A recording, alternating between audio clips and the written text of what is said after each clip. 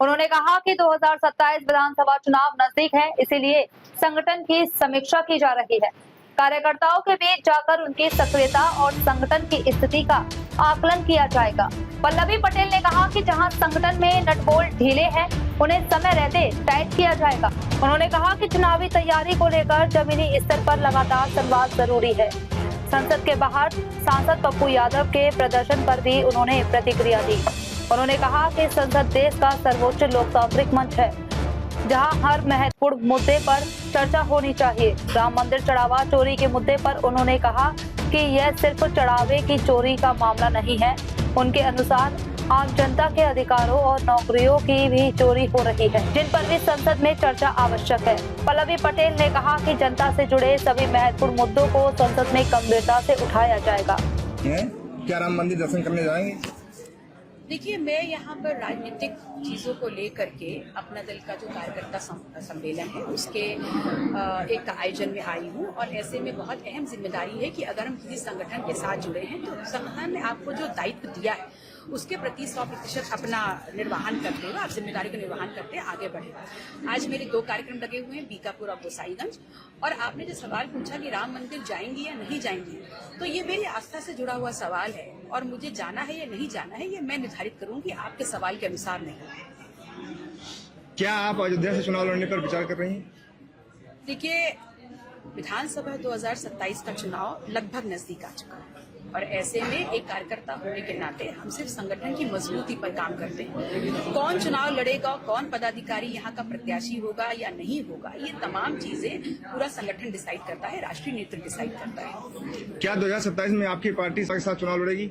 2022 में सपा के साथ गठबंधन में मुद्दा आधारित रहे, और तब से लगातार, क्योंकि इस देश की जनता ने, इस प्रदेश की जनता ने विपक्ष में हमारी जिम्मेदारी निहित की, तब से अपनी जनता के प्रति विपक्ष में रहते हुए सरकार को हर जायज सवाल पर घेरने का काम करते आए हैं। उसमें कहीं कोई कसर रह गई हो तो लोकतंत्र के प्रहरी पत्रकार भी पूछें और जनता भी पूछे।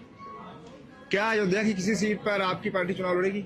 देखिए, आज जिस सीट पर हम बैठे हैं और अगली जिस सीट पर जा रहे हैं वो हमारे संगठन की चिन्हित सीटें हैं, जिसपे सबसे ज्यादा हमने काम किया है, और हम यही चाहते हैं कि हम आगे जब लड़े तो इन्हीं अपनी मजबूत सीटों पर अपने जनाधार और अपने संगठन को बूथ तक मजबूत करते हुए इस किले की घेराबंदी करते लड़े। दिल्ली में छात्रों के प्रदर्शन पर सरकार का रवैया आपको कैसा लगा?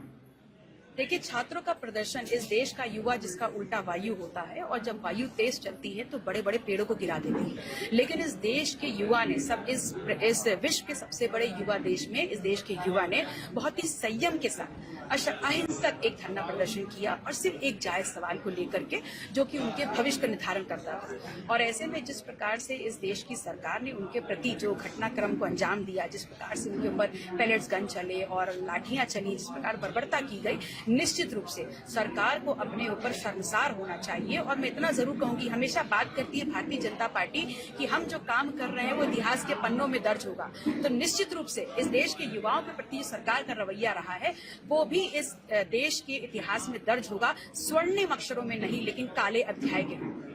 क्या आरक्षण विरोधी ताकतें सक्रिय हो गई हैं?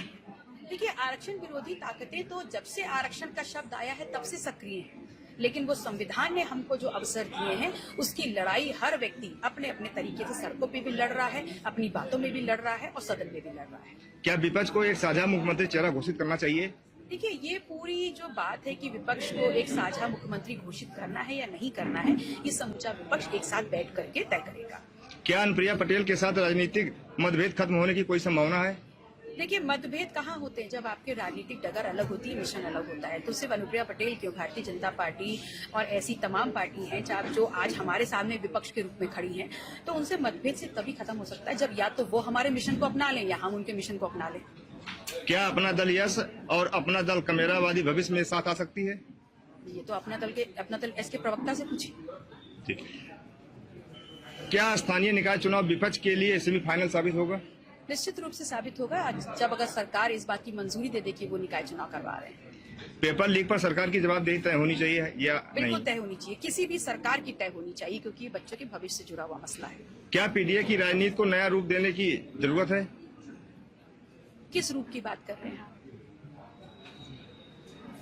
नया रूप। और पीडीए के नए रूप या पुराने रूप पे बात पीडीए का जो नेतृत्व कर रहे हैं वही कर सकते हैं। युवाओं के लिए आपका सबसे बड़ा चुनावी वादा क्या होगा? मेरे लिए सिर्फ इतना ही वादा हो सकता है कि युवाओं को अपनी क्षमताओं का आंकलन करते हुए जहां भी लगे कि उनके भविष्य उनके वर्तमान के साथ खिलवाड़ हो रहा है, इर्रिस्पेक्टिव की कौन सी सरकार है, उनको सड़क पर उतर करके अपने सवालों पे जवाब मांगना चाहिए। क्या बेरोजगारी 2027 का सबसे बड़ा चुनावी मुद्दा होगा? देखिए, बेरोजगारी तो इस देश में बहुत सालों से है, लेकिन अहम यह है कि बेरोजगारी दर लगातार बढ़ क्यों रही है, और इसका अहम सवाल ये होना चाहिए कि क्या सरकार की नीतियां ऐसी नहीं है जो बेरोजगारी दर को कम करने के लिए काम कर रही है। क्या छात्रों के आंदोलन को दबाया जा रहा है? छात्रों के आंदोलन को दबाने का पुरजोर प्रयास किया गया, लेकिन इस देश के युवाओं ने, इस देश के छात्रों ने अपनी ताकत सड़कों पर दिखा करके इस बात को बता दिया कि अगर भारत युवा है तो इस देश का जो युवा है वो अपने हक और अधिकार के लिए सड़कों पे उतरेगा, ना वो लाठी से डरेगा ना पैरेड गन से डरेगा। ठीक, धन्यवाद।